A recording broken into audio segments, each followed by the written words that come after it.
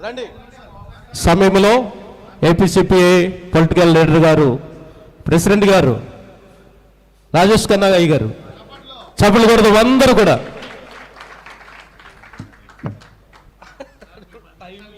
అందరికీ వందనాలండి. ముందుగా దేవాతి దేవునికి ప్రత్యేక కృతజ్ఞతలు చెల్లిస్తున్నాను.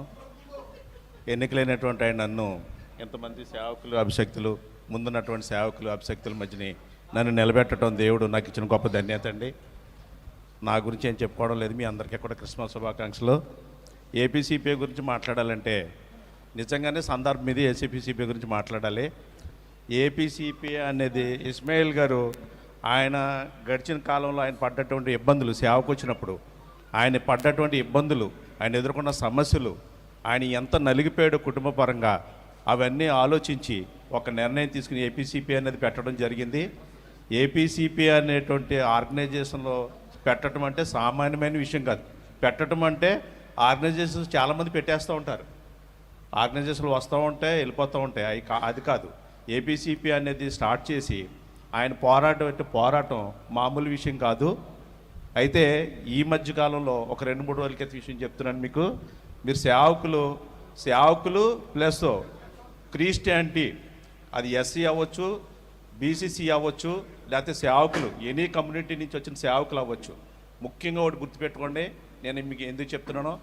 ఈ మధ్యకాలంలో యూట్యూబ్లో రాధా మనోహర్ దాస్ అన్నటువంటి వ్యక్తి క్రిస్టియన్స్ గురించి, సేవకుల గురించి, ఎస్సీల గురించి చేసేటటువంటి కామెంటు మామూలు కామెంట్ కాదు. దేవుని గురించి చేసే కామెంట్ కూడా మామూలు కామెంట్ కాదు. మరి మీరు యూట్యూబ్ని ఫాలో అవుతున్నారో లేదో నాకు తెలియదు. ఒకవేళ ఫాలో అవ్వకపోతే మన ఇస్మాయిల్ గారు 2-3 రోజుల క్రితం యూట్యూబ్లో ఒక ఆర్టికల్ ఒకటి రిలీజ్ చేశారు. సేవకులు ప్లస్ క్రిస్టియన్ పుట్టిన ప్రతి వ్యక్తి కూడా ఆ వీడియో చూడండి, వీడియో చూసి స్పందించండి. మనం ఏదో ప్రార్థన చేస్తున్నాం, కానుకలు ఇస్తున్నాం, ఏదో చేస్తున్నాం అనుకుంటున్నారు. దేవుడు మమ్మల్ని బాగా దీవించాడు, బాగా ఆశీర్వదించాడు అనేసి మనం తృప్తి పడుతున్నాం. అయితే దేవుడు మనకి క్రిస్టియన్గా పుట్టినందుకు, క్రిస్టియన్గా మనకు జన్మించినందుకు మనం దేవునికి ఏం చేస్తున్నాం? దేవుని గురించి చాలామంది కామెంట్ చేస్తున్నారు. చెక్క మీద దిగేసిన వ్యక్తి, మేకులు కొట్టబడినటువంటి, చెక్క మీద దిగేసినటువంటి ఏదో చాలా బ్యాడ్ కామెంట్స్. క్రిస్టియన్ అయ్యుండి మీరు సేవకులు అయ్యుండి అంటే మిమ్మల్ని నేను ఏదో హెచ్చరించట్లేదు, ఏం లేదు, ఓన్లీ కైండ్లీ రిక్వెస్ట్. చాలా ప్రాధాయపూర్వకంగా మాట్లాడుతున్నాను ఈ మాటలో. క్రిస్టియన్ అయ్యుండి, సేవకులు అయ్యుండి మీరు యూట్యూబ్లో చూస్తున్నారు, చూసి మీకు ఎందుకు బాధ కలగట్లేదు, మీకు ఎందుకు రోషం రావట్లేదు? దేవుడు మనల్ని ఇన్ని రకాలుగా ప్రేమించి ఇన్ని రకాలుగా మనల్ని ఉన్నతమైన స్థితిలో పెట్టినప్పుడు మన దేవుణ్ణి ఎవరో బ్యాడ్ కామెంట్ చేస్తుంటే మీరు అలాగా మౌనంగా ఉంటున్నారు? మీరు ఎందుకు కదలిక రావట్లేదు, మీలో చలనం రావట్లా? అయితే ఇప్పుడు వరకు జరిగింది వేరు.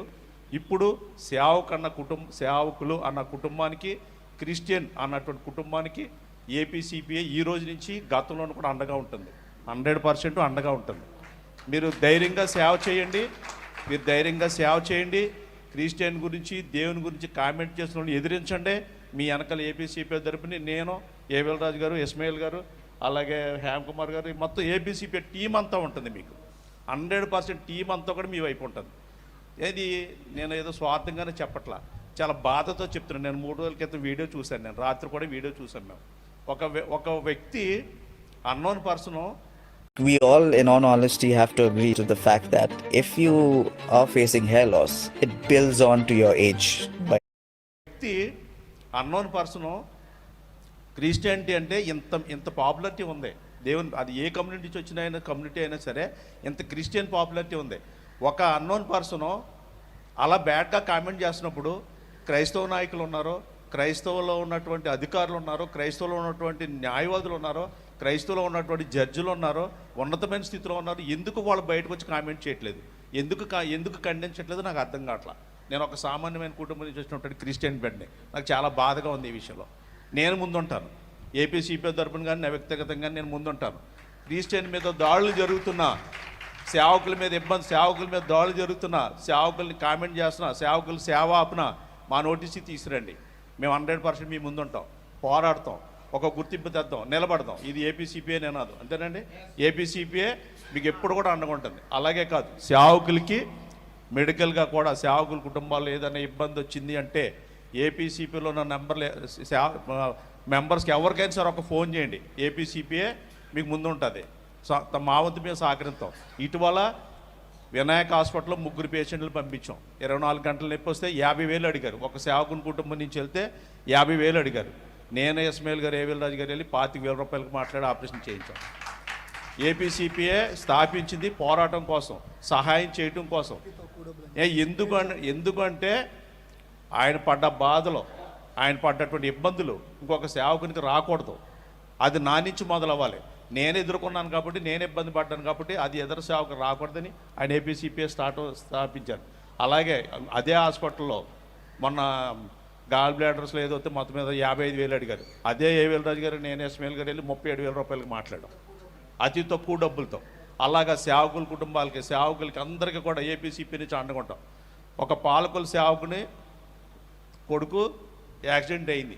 యాక్సిడెంట్ అయ్యి ఇంపీరియల్ హాస్పిటల్కి వెళ్తే ఈ మధ్యన 15 రోజుల క్రితం 4,70,000 రూపాయలు బిల్లు వేశారు సేవకుని కుమారుడు. అయితే డబ్బులు లేవు, 2 లక్షలే కట్టారు. ఏం చేయలేదు తెలియదు. మా దృష్టికి వచ్చింది. మా దృష్టికి వస్తే నేను, ఏవిల్ రాజు గారు, ఇస్మాయిల్ గారు ముగ్గురు మాట్లాడి డాక్టర్ గారు, వరమ గారికి నేను డైరెక్ట్గా ఫోన్ చేసి, సార్ ఇది పరిస్థితి అంటే 2,60,000 రూపాయలు బిల్లు కట్టించుకోలేదు. సేవకుని కుటుంబం అంటున్నారు మీరు.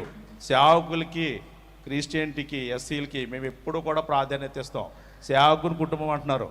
నాకు రాజేష్ ఖన్నా గారు మీరు ఫోన్ చేశారు, ఆ రిమైనింగ్ బ్యాలెన్స్ కట్టొద్దని 2,60,000 రూపాయలు బిల్లు కట్టించుకోకుండా పేషెంట్ని రిలీజ్ చేశారు. ఏపీసీపీఐ తరపు నుంచి అన్నటువంటి మంచి సేవలు ఉన్నాయి. అన్ని సేవకులు మేము కల్పిస్తాం. ఏ కుటుంబానికి ఇబ్బంది వచ్చినా మాకు తెలియచేయండి, మేము వస్తాం. ఏపీసీపీఐ స్థాపించింది సేవకుల కోసం, క్రిస్టియన్ కోసం. ఆయన పోరాటం మామూలు పోరాటం కాదు. ఆయనకి 2 పిల్లలు ఉన్నారు, భార్య ఉంది, సంఘం ఉంది, ఒక 600-700 మంది సంఘం ఉంది. ఆయన బ్రతికేయగలుగుతారు, ఆయన జీవనం ఆయన సాగించేయగలుగుతారు. ఆయనకి ఇబ్బంది లేదు. దేవుడు ఆయన బాగా కలుగ చేశారు. కానీ సేవకులు పడేటటువంటి ఇబ్బందులు, క్రిస్టియానిటీ పడేటువంటి ఇబ్బందుల గురించి ఆయన రక్తం మరిగిపోతుంది. ఆయన ఫైరు ఎలా ఉందంటే అలా ఉంది ఫైరు. మీరు యూట్యూబ్లో వీడియోలు చూడండి, వీడియోలు చూసి స్పందించండి. ఏదైతే వ్యక్తి రాధా మనోహర్ అన్నటువంటి వ్యక్తి ఎవరైతే మన క్రిస్టియానిటీ మీద, దేవుని మీద కామెంట్ చేశాడో, కొద్ది రోజుల్లో మేము మండలాల వారీగా పోలీస్ స్టేషన్కి వెళ్ళి, ఏ మండలంలో ఉన్నట్టు సేవకులు ఆ మండలంలో వచ్చి పోలీస్ స్టేషన్కి వెళ్ళి మేము కంప్లైంట్లు ఇవ్వాలనుకుంటున్నాం. ఇది మొత్తం ఈ 2 జిల్లాల్లోనూ కూడా చేయాలనుకుంటున్నాం. మీరు ఆ వీడియోలు చూడండి, ఆ వీడియోలు చూసి స్పందించండి. ఇది నా సమస్య అనేసి ముందుకు రండి. దేవుడు మిమ్మల్ని బహుగా దీవించాడు, నాకంటే బాగా దీవించాడు మిమ్మల్ని. కానీ మీలో ఐక్యత లేదనో మరి లేకపోతే నాకెందుకు అనుకుంటున్నారో తెలీదు. దేవుని పేరు చెప్పే మనం అందరం బ్రతుకుతున్నాం. దేవుడిచ్చిన కృపను బట్టే బ్రతుకుతున్నాం. దేవుణ్ణి ఎవరో బ్యాడ్గా మాట్లాడుతున్నప్పుడు మీకు ఎందుకు పౌరసం రావట్లేదు? ఏమండి, ఒక 3 సంవత్సరాల క్రితం TV9లో దేవుడు ఎలా ఉండడో వేరేగా ఉంటాడు, దేవుడు యేసుక్రీస్తు ఎలా ఉండడో అని వెకిలి బొమ్మలు వేసి, TV9లో వెకిలి బొమ్మలు వేసి దేవుణ్ణి కామెంట్ చేస్తూ TV9లో ఆర్టికల్ ఇచ్చారు. అప్పుడు ఈ క్రిస్టియన్ సంఘాలని ఏమైనాయి? క్రిస్టియన్ సంఘాలని ఎందుకు రోడ్డు మీద రాలేదు? మేము గత 2005 సంవత్సరాల నుంచి మేము ఒక రూపాన్ని మేము ఎన్నుకుని, ఆ రూపాన్ని మేము ఎన్నుకుని మేము ప్రార్థన చేస్తూ మేము ఆరాధిస్తున్నప్పుడు నువ్వు మా దేవుడిని నువ్వు బ్యాడ్గా వెకిలి బొమ్మలేసి నువ్వు కామెంట్ చేస్తావని TV9 దగ్గరికి ఎందుకు వెళ్ళలేదు? ఈ క్రిస్టియన్ సంఘాలని, క్రిస్టియన్ సంఘాలు సంస్థలని చెప్పుకుంటున్నారు, పైనుంచి ఫండింగ్ తెచ్చుకుంటున్నారు ఈ దేవుడిని అడ్డు పెట్టుకుని. వీళ్ళందరూ ఆ రోజు ఎందుకు రోడ్ల మీదకి రాలేదు? నేను మాట్లాడే TV9 వాళ్ళతో, కానీ నాకు వాళ్ళు సరైన రెస్పాన్స్ ఇవ్వాల. ఎందుకంటే నేను ఒక్కనే, నాతో పాటు ఒక 20 మంది ఉంటే మాట వినేవారు వాళ్ళు. అంటే దేవుడు ఎలా ఉంటాడో, ఒక అందమైన రూపం దేవుడు అని చెప్పి మనం ఒక రూపాన్ని ఏర్పాటు చేసుకుని అది పూజించుకుంటున్నప్పుడు TV9 వాళ్ళు అది దేవుడు ఎలా ఉండడో, అసలు యేసుక్రీస్తు ఇలా ఉండడో ఇలా కాదని వెకిలి బొమ్మలు వేసినప్పుడు ఈ క్రైస్తవ సంఘాలు, క్రైస్తవ నాయకులు, ఈ సంస్థలని చెప్పి డబ్బులు తెచ్చుకుని బ్రతికే వాళ్ళందరూ ఏమైపోయారు? రోడ్లు ఎందుకు ఎక్కలేదు? అంటే మన క్రిస్టియానిటీలో ఐక్యత లేదు.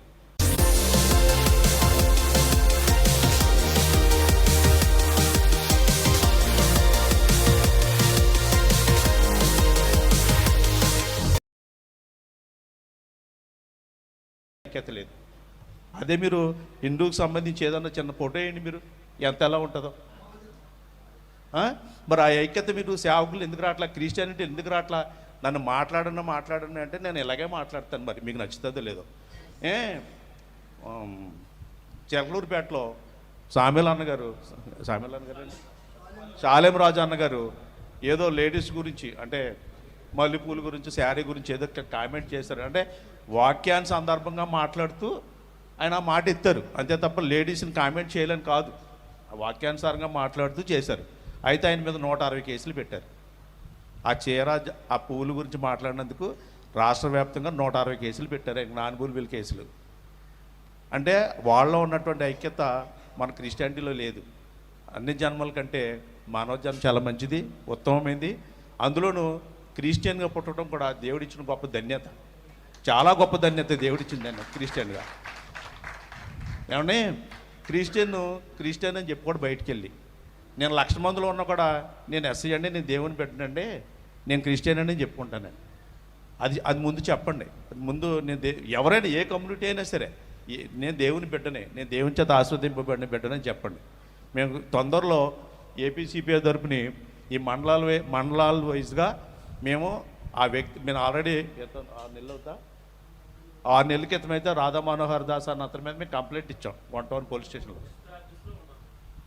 ఇచ్చాం, 2 కంప్లైంట్లు ఇచ్చాం. మీరు కూడా యూట్యూబ్లో అతని వాక్యాలు వినండి. అసలు మీకు నిజంగా క్రిస్టియన్ అయ్యి ఉంటే మీకు అంత బాధేస్తుంది. మీకు దేవుణ్ణి అతను కామెంట్ చేసే కామెంట్లు అంతా ఇంత కాదు. అది సేవకుల్లోనూ ఉండాలి, క్రిస్టియన్ పుట్టిన క్రిస్టియన్లోనూ ఉండాలి, దేవుని నమ్ముకున్న ప్రతి బిడ్డలోనూ కూడా ఆ కదలిక రావాలి. అతను ఎవరండి అసలు మన దేవుని గురించి కామెంట్ చేయటానికి? అసలు అతను ఎవరు? అతను మా కామెంట్ చేయడానికి అతను ఎవరు? అసలు మన క్రిస్టియన్ గురించి కామెంట్ చేయటానికి, దేవుని గురించి కామెంట్ చేయటానికి అది ఆలోచన చేయండి ఒకసారి. మాతో పాటు రండి, మాతో పాటు రండి. ఒక నినాదం అనేది తీసుకొస్తే ముందు భవిష్యత్తులో అటువంటి వాళ్ళు దేవుని గురించి కామెంట్ చేయడానికి భయపడాలి. అలా ఉండాలి మన ధోరణి. అలాంటి కత్తులు కర్రలు పట్టుకుని రోడ్లు ధర్నాలు కాదు. దాన్ని బట్టి ఆలోచించండి. మీ అందరికీ కూడా మరొకసారి క్రిస్మస్ శుభాకాంక్షలు చెప్తూ ముగిస్తున్నాను. దేవునికి మహిమ కలుగునుగాక. చాలా మంచి విషయాలు, సేవకులకి ఉపయోగపడే మాటలు చెప్పనన్నారు, కానీ చాలా విలువైన మాటలు. ఏపీసీపీఏ ఏ మంచి కార్యక్రమాలు చేస్తున్నారు దాంట్లో అన్నిటిలో మరి ఏపీసీపీఏ పొలిటికల్ ప్రెసిడెంట్ అయ్యారు అని అతను వచ్చేస్తుంది. రాజేష్ ఖన్నా గారికి ప్రత్యేక వందనాలు. ఆయన ఎప్పుడు ఆ మాటకు ఒప్పుకోరు. చాలా మాట్లాడని 1 గంట ఉంది ఆయన సమయం. నిజంగా ఏపీసీపీఏలో మంచి పాత్ర వహిస్తున్న మరి నాయకులు పొలిటికల్ ప్రెసిడెంట్ గారు, వారికి మా కమిటీ తరపున ప్రత్యేక మరొక్కసారి వందనాలు. అందరూ కూడా చప్పట్లు కొడదాం. దేవునికి మహిమ కలుగునుగా. ఈ సమయంలో ఏపీసీపీ వ్యవస్థాపకులు నాయకులు ఇస్మాయిల్ అయ్య గారికి సమయం ఇస్తున్నాం. దేవునికి స్తోత్రం. లేదని ఒక్క నిమిషమే. మరి రాజేష్ ఖన్నా గారి మాటలు మీరు విన్నారు కదా, దయచేసి దేవునికి స్తోత్రం. Happy Christmas, merry Christmas, happy Christmas. ఒక్క నిమిషం. మరి రాజేష్ ఖన్నా గారిలో ఏం చూశారు మీరు? ఆవేదన. నేను ఒక్క మాట అడుగుతాను, సేవ మనతో ఆగిపోతే సరిపోద్ది అంటారా? మన రానున్న తరాలు కూడా సేవ చేయాలంటారా? చెప్పాలి. నాకు మాస్టర్ గారు తెలుసు, నర్సాపురం దగ్గర. ఆయన అయితే నాతో అంతమైపోతే చాలనేవాడు. రానున్న తరాలు కూడా సేవ చేయాలి అంటే మనం ఏపీసీపీఏలో పౌరుషం కలిగిన సేవకుడిగా అడుగులు వేయాలి. అంతే నా మాటలో. మరి రాజేష్ ఖన్నా గారిలో ఉన్న ఆవేదన అది. నేను ముగించిన టైం లేదు కాబట్టి మన మధ్యలో ఉన్న ఏపీసీపీ వ్యవస్థాపకులు ఇస్మాయిల్ అయ్య గారు వారు వచ్చి